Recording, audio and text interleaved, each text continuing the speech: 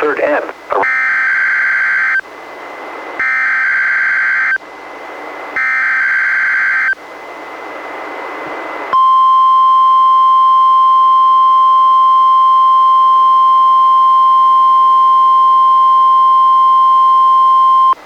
This is the National Weather Service office in Portland, Oregon. The preceding was a test of NOAA weather radio's warning alarm. Tests of these receivers are normally conducted every Wednesday between 11 a.m. and noon. If there is a threat of severe weather on the day of the test, it will be postponed until the following week. This concludes this test.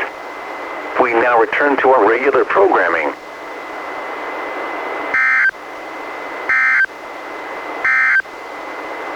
Forecast for the Columbia River Bar, small craft advisory in effect.